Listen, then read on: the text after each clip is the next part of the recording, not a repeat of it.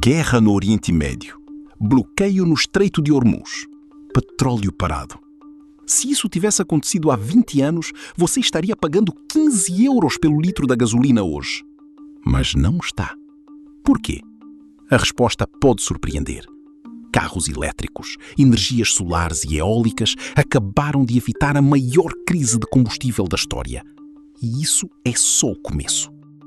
Deixe-me explicar algo que poucos estão a falar. Quando os Estados Unidos e Israel entraram em conflito com o Irão e o Estreito de Hormuz foi bloqueado, o mundo prendeu a respiração. Por aquele estreito passam 20% do petróleo mundial.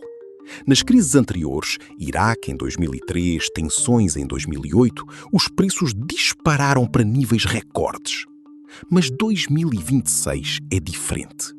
Hoje temos milhões de veículos elétricos nas estradas. Temos energia solar e eólica em escala industrial. Cada carro elétrico é um carro que não está competindo por gasolina. Cada painel solar é energia que não vem do petróleo. Resultado?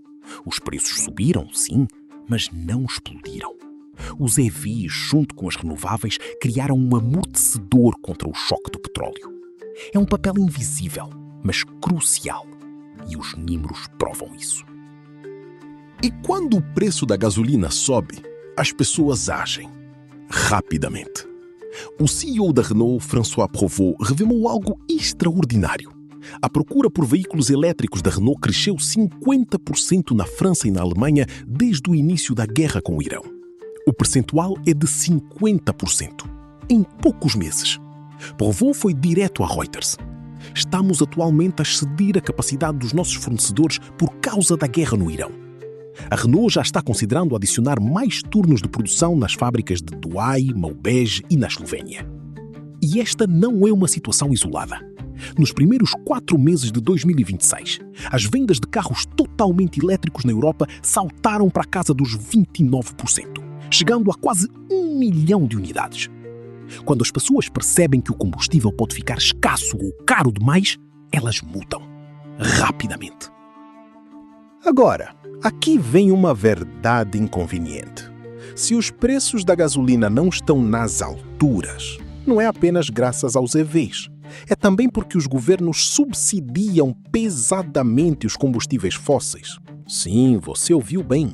Enquanto alguns criticam subsídios para os carros elétricos, os combustíveis fósseis recebem muito mais apoio governamental, trilhões de dólares globalmente.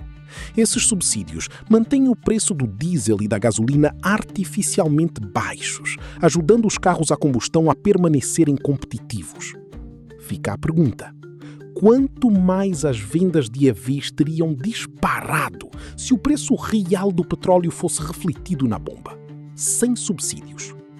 Provost admite: quando a guerra no Irão terminar e os preços dos combustíveis caírem, o interesse intenso pelos EVs vai diminuir. Mas ele acrescenta: a transição continuará a acelerar. Por quê? Porque os subsídios aos EVs estão funcionando. E a prova de que os subsídios funcionam? Eles esgotam em horas. Em junho de 2026, o Fundo Ambiental Português lançou um programa de apoio com 10 milhões de euros. Resultado? As verbas foram comprometidas em apenas algumas horas.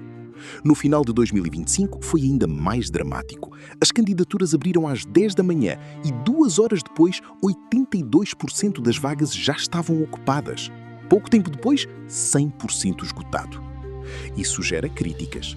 Associações do setor defendem um modelo mais simples e previsível, evitando estas corridas loucas às candidaturas. Mas o recado é claro. Quando o governo oferece apoio real, as pessoas compram carros elétricos, massivamente. A pergunta que fica é: por que não abrir mais vagas? Por que não tornar os subsídios permanentes? A resposta, claro, é política e orçamentária. Mas o sinal de mercado está dado. Existe demanda reprimida enorme por EVs. E enquanto a Europa debate subsídios e a guerra no Irão afeta o mercado, uma empresa chinesa está reescrevendo as regras do jogo: a Xiaomi. Sim, a mesma empresa de smartphones. Em poucos meses, a Xiaomi bateu recordes impressionantes no lendário Nürburgring, na Alemanha. O U7 GT, de 990 cavalos, conquistou o recorde para SUVs com 7 minutos e 22 segundos, quase 4 segundos mais rápido que o Audi RS Q8. Mas o SU7 Ultra foi ainda mais longe, 7 minutos e 4 segundos, batendo o Porsche Taycan e conquistando os títulos de veículo elétrico mais rápido e carro de produção de 4 portas mais rápido. A Porsche recuperou o título depois, mas o recado foi dado. E o mais impressionante, a Xiaomi acabou de anunciar um recorde de condução autônoma no Nürburgring, sem piloto. Um SUV U7 equipado com lidar completou a pista sozinho. Isso não é apenas sobre velocidade, é sobre tecnologia. É sobre mostrar que a China não está apenas fabricando carros baratos, está liderando a inovação. A ambição da Xiaomi é clara: dominar o mercado global de EVs com tecnologia de ponta e preços competitivos. Então, o que aprendemos? O futuro não é apenas elétrico, é mais barato, mais limpo e mais independente.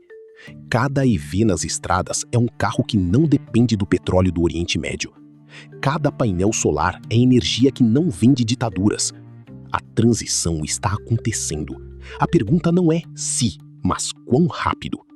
E você, está pronto para fazer parte dela? Deixe sua opinião nos comentários. Você compraria um EV hoje? E o que acha dos recordes da Xiaomi? Inscreva-se para mais análises sobre o futuro da mobilidade.